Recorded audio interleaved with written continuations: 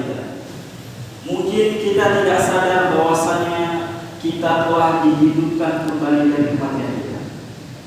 Nabi SAW bersabda, sesungguhnya tidur kalian adalah saudara kandung dari kematian.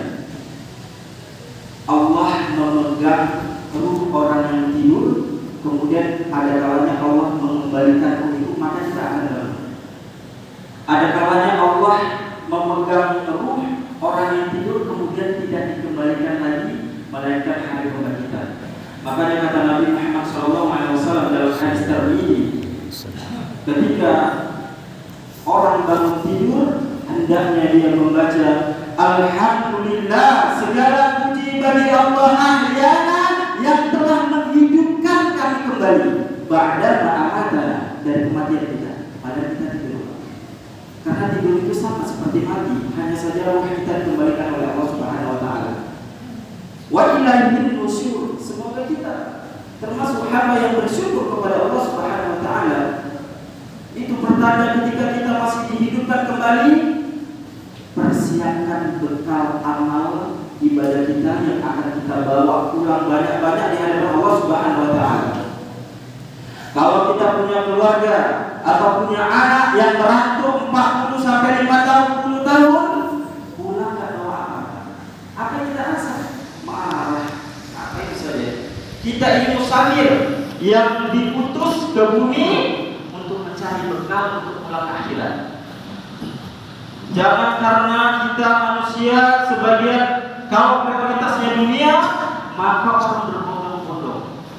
Ketika masalah akhirat, maka kita santai. Seharusnya kembali, karena kampung kita selamanya adalah akhirat, surga. Orang muslim itu tempatnya di surga, bukan orang kafir. Orang kafir tempatnya di neraka. Itu saya mengatakan, tapi Allah mengatakan, innal ladzina kafaru, sesungguhnya orang-orang kafir min ahlil kitab, dan ahlul kitab, para pendeta, wal musyrikina, musyrik ini bisa terjadi kepada orang kafir sudah jelas, tapi bisa juga terjadi kepada orang muslim. Finnar jahannam khalidina fiha, tempatnya kata Allah di neraka jahanam, kekal di dalamnya. Ulaika lahum syarrul bariyah, dan itu adalah seburuk-buruk manusia. Maka dari itu, karena Allah banyak sekali nikmat yang diberikan kepada kita semua, karena Allah telah menciptakan kita. Kita diciptakan dikasih fasilitas. Ya. Wa ma khalaqatul jinna wal insa. Kita diciptakan jin dan manusia derajatnya sama, beda awal saja. Makanya kalau kita baca Quran itu akan ditemukan jin dan manusia, karena sama, hanya saja beda alam. Ngapain? Bukan untuk main-main kita diciptakan. Illa liya'budu, untuk beribadah kepada Allah. Maka sayang sekali ketika orang telah diciptakan, dikasih nafas gratis, udara gratis, kesehatan gratis, tapi na'udzubillah dia tidak peduli dengan orang, dengan Allah, dengan Tuhannya yang memberikan nikmat tersebut. Allah mempunyai sifat Ar-Rahman yang Maha Pengasih, adil, semuanya dikasih. Mau itu orang yang sholat, mau itu orang yang tidak sholat, maupun itu muslim ataupun kafir. Kita lihat Pak, orang-orang kafir banyak dikasih sama Allah. Tapi apakah Allah sayang? Belum tentu. Sifat Ar-Rahim itu hanya terjadi kepada orang muslim. Salawat dan salam kepada baginda Nabi Muhammad sallallahu alaihi wasallam, kepada sahabatnya, kepada keluarganya, dan kepada umatnya yang senantiasa istiqomah menjalankan sunnah-sunnahnya hingga akhir zaman. Yang kami hormati Pak Keji Kampung, Imam Desa, kemudian Ketua BKN serta jajarannya, dan yang kami muliakan jamaah kaum muslimin dan kaum muslimat yang dirahmati Allah Subhanahu wa taala. Alhamdulillah, Bapak dan Ibu yang dirahmati Allah Subhanahu wa taala, ada orang-orang sekelompok manusia yang dia ingin mengkalkulasikan otaknya, menghitung-hitung nikmat Allah Subhanahu wa taala. Kata Allah, wa in ta'uddu ni'matallahi la tuhsuha. Orang-orang sebagian ada yang mencoba ngitung-ngitung nikmatmu. Kata Allah, la tuhsuha. Gak akan dapat jumlahnya. Saking banyaknya nikmat yang Allah berikan kepada kita. Apakah kita tidak bersyukur kepada Allah Subhanahu wa taala? Malu kita kalau kita tidak bersyukur kepada Allah.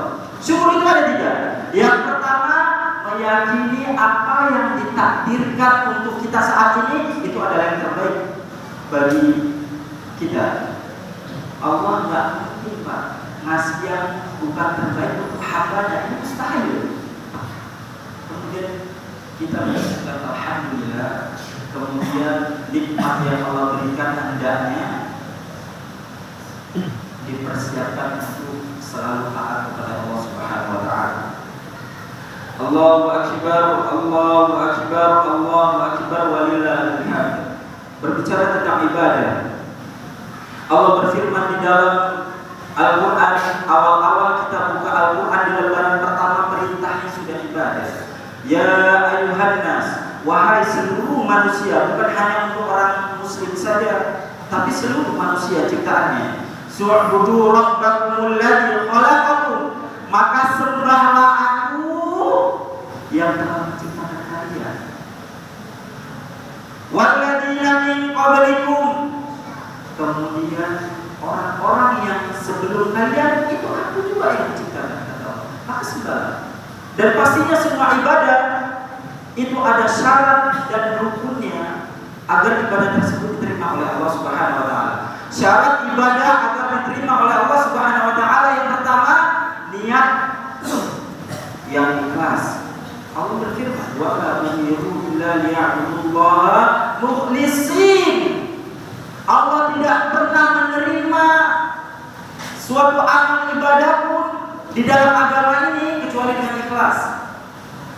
Kemudian yang kedua, sesuai dengan tuntunan syariat yang diajarkan oleh Nabi Muhammad SAW. Kita sholat Idul Fitri maunya 3 rakaat saja Ustaz, karena kan pagi.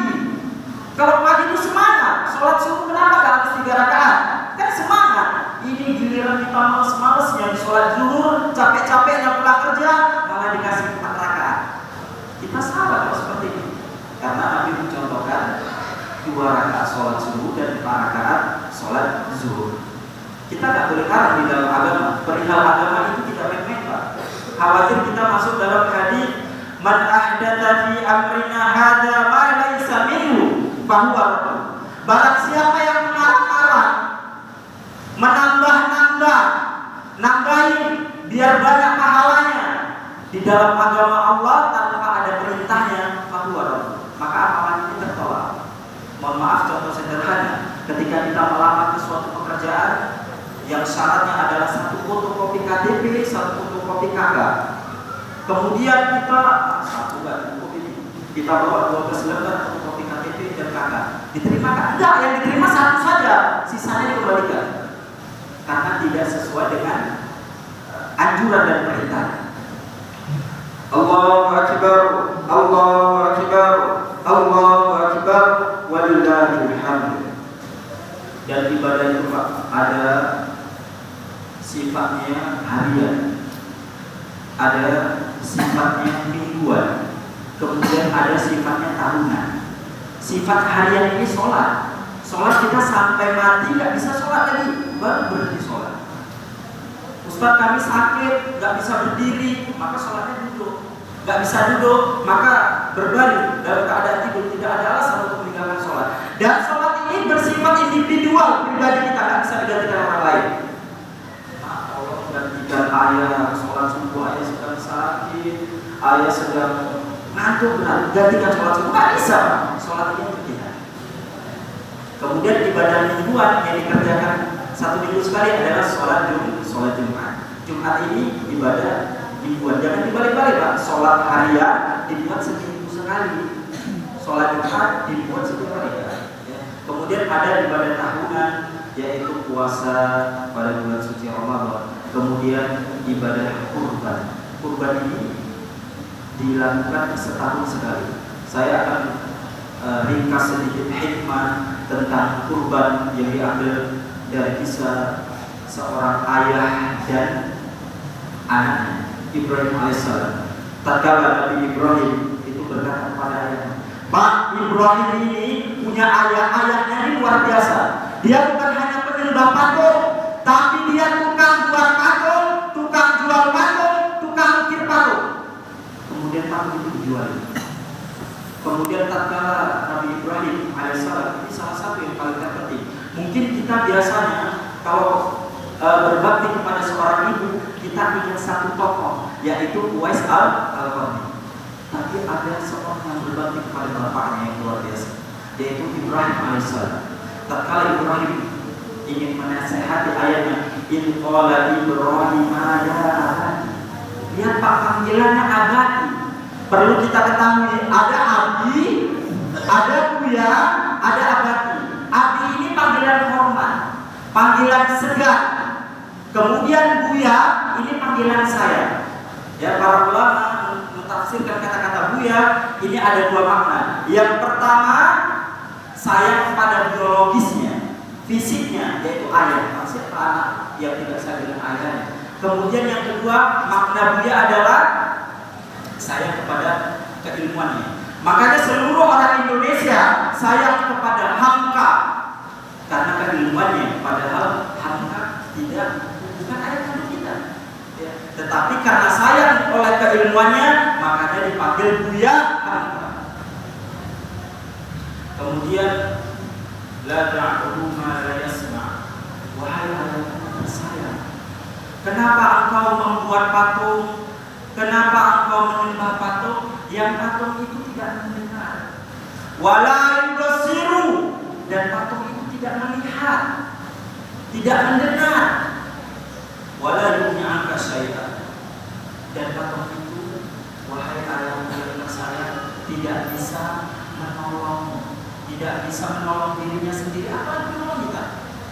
Kemudian ketika Ibrahim seorang anak berkata yang baik kepada ayahnya, ayahnya kasar. Dalam Al-Quran disebutkan, "Rawadul an antiya Ibrahim." Wahai Ibrahim, apakah engkau benci kepada Tuhanku? Apakah engkau benci kepada Tuhanku?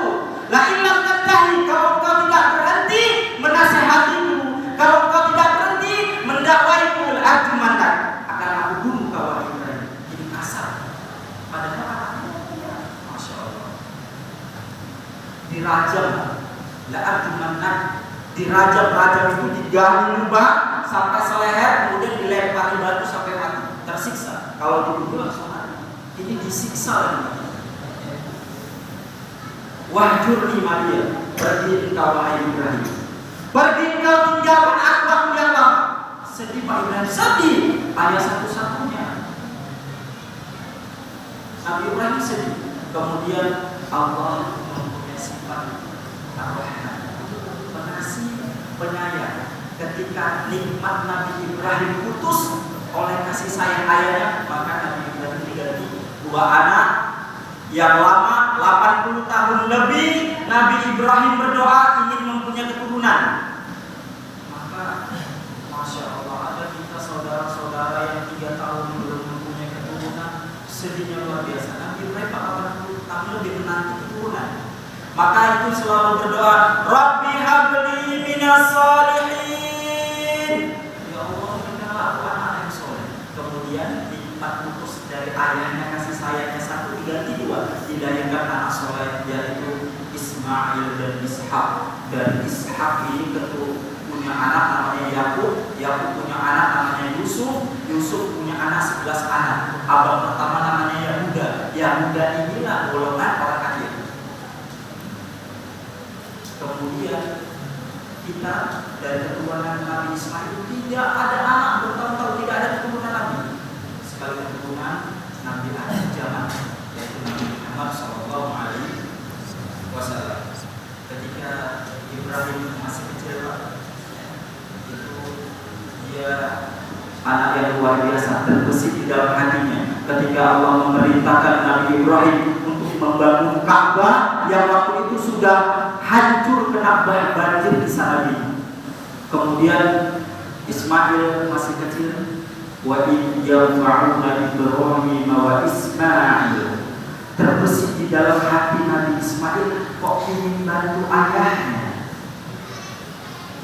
Kemudian Nabi Ismail mendekat membawa batu-batu yang ingin ditinggikan Ka'bah.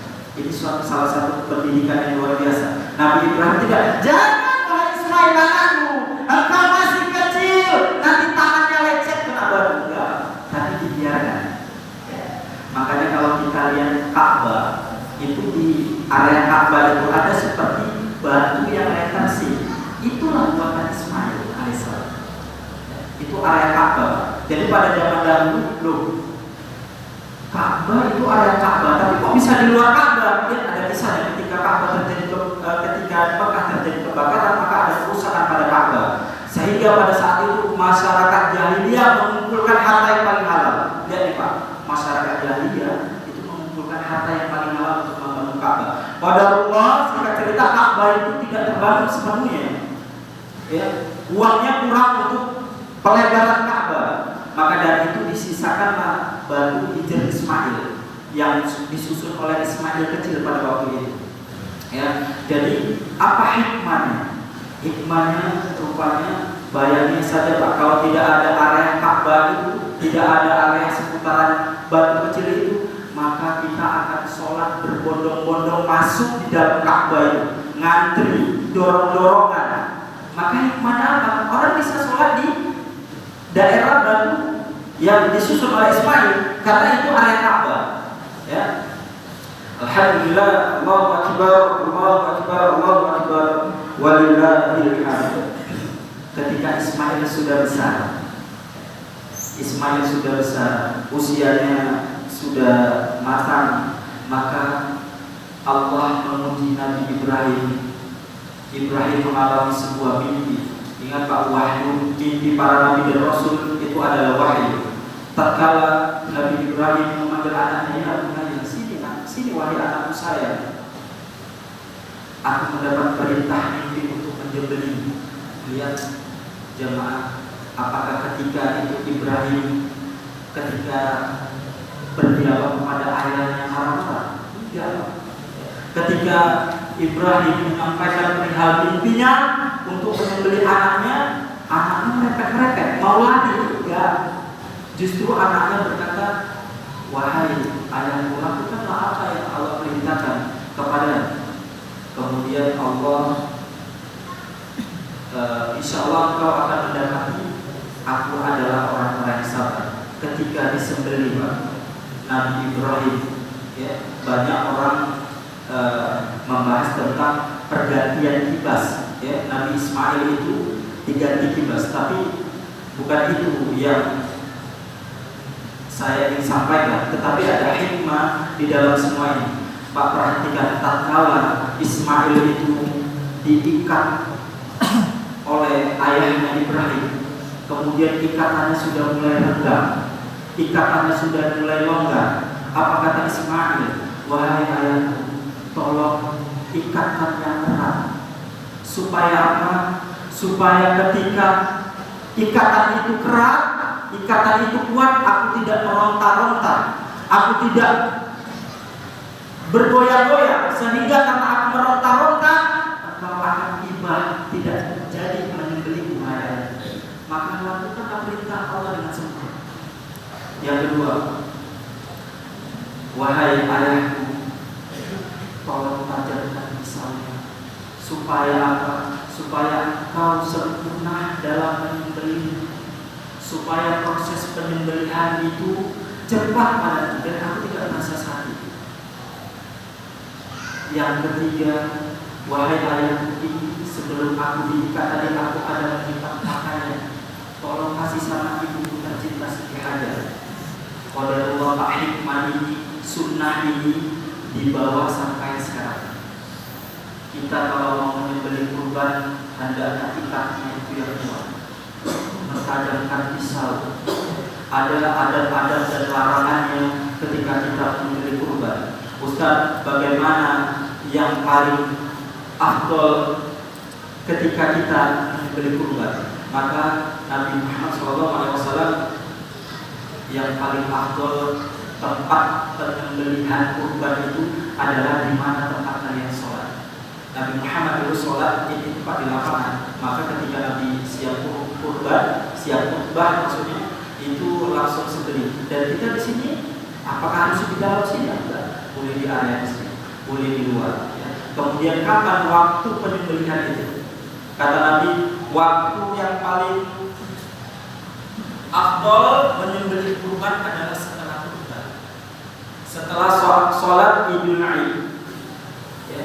Tidak dianjurkan menyembelih kurban ketika sebelum terbitnya matahari atau ketika waktu fajar jam 3, setengah 4 kerajinan kita menyembelih kurban. Maka kata Nabi Muhammad SAW, tolong gantikan penyembelihan unta.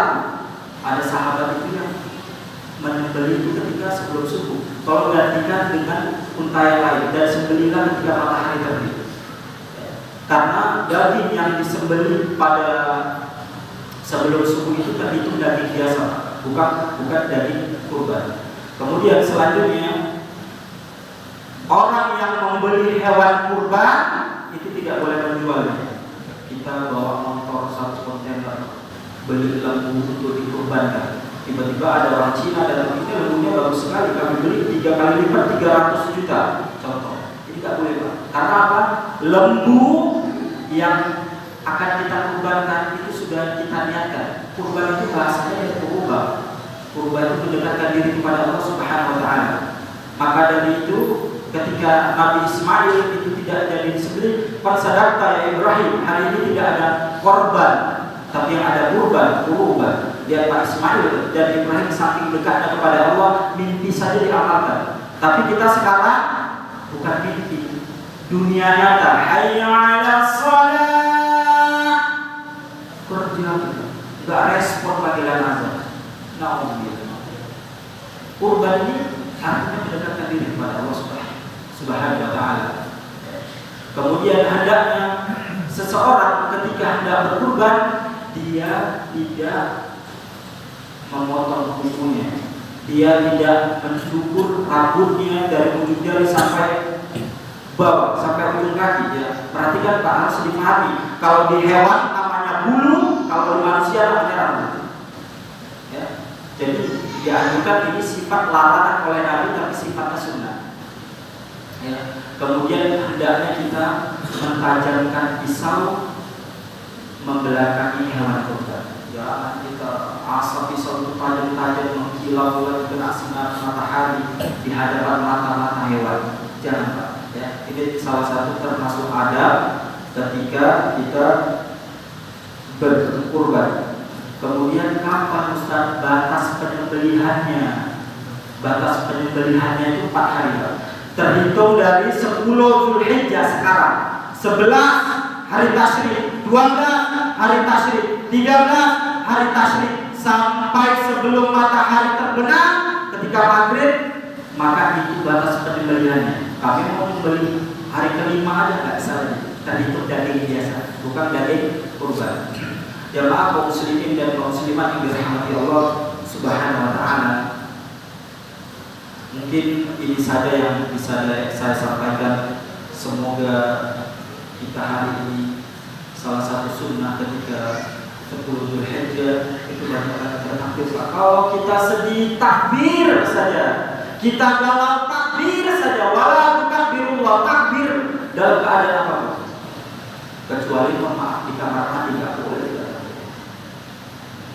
Allahu Akbar, Allahu Akbar, Allahu Akbar walillah. Naik kereta kita takbir. Jangan ketika kita takbir, ketika siap sholat yang dipimpin oleh imamnya, takbirnya zuhur setelah sholat, asar setelah sholat, kemudian keluar dari masjid kita ada takbir lagi. Jangan pas saya. Ya, ini adalah salah satu sunnah yang diajarkan oleh banyak bertakbir. Kita saat naik kendaraan bertakbir, di rumah bertakbir. Mungkin itu saja, insyaallah semoga bermanfaat bagi kita dan kaum muslimin. Barakallahu li wa lakum. Subhanakallahumma wa bihamdika asyhadu an la ilaha illa anta astaghfiruka wa atubu ilaika. Assalamualaikum warahmatullahi wabarakatuh.